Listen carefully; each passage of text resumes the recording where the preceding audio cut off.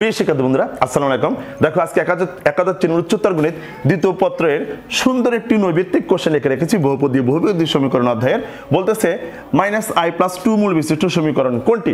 এখন কথা হচ্ছে যে আমাদের এই ধরনের দ্বিঘাত সমীকরণের যদি একটা সমীকরণ সৃষ্টি করতে চাই, আমাদের হতেছে ওখানে দরকার মূলদ্বয়ের যোগফল আর মূলদ্বয়ের গুণফল। তো এখানে একটা মূল দেওয়া আছে, তো আমরা কি করব, এটার অনুবন্ধী আর একটা মূল বের করব। ঠিক আছে, তাহলে দেখা যাক যে এই -i+2 এর মনে করো যে এই অনুবন্ধী কত হবে, যে প্লাস এই আচ্ছা এরকম লিখলাম i+2, ঠিক আছে এরকমটা।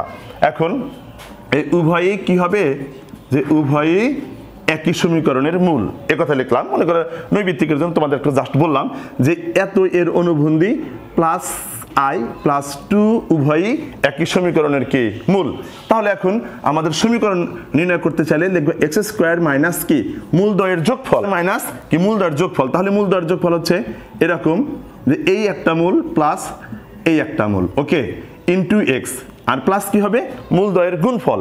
তাহলে মূলদ্বয়ের গুণফলটা এরকম লিখলাম যে আচ্ছা এরকম একটু সাজিয়ে লিখি 2 + i ইনটু আর এটা লিখবো 2 - i ইজ ইকুয়াল টু 0। এবার একটু ভালো করে লক্ষ্য করো বন্ধুরা যে এইখানে এই প্লাসের i মাইনাসের i 0 হয়ে গেল। এবার 2 যদি যোগ করি তাহলে 4, সাথে থাকবে x।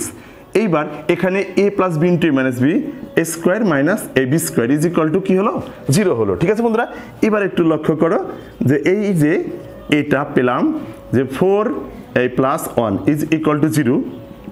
এবার x² - 4x + 5 is equal to 0। দেখো তাহলে এই সমীকরণটা দেখবো আমরা কোনটার সাথে মিলে যায়, যে x² - 4x + 5, অর্থাৎ ঘ নাম্বার হবে আমাদের কি সঠিক অ্যান্সার। দেখো বন্ধুরা একটু যদি ভালো করে বুঝে শুনে চলতে পারে ইনশাল্লাহ খুব সহজেই নৈবিত্তিক মিলে যাবে।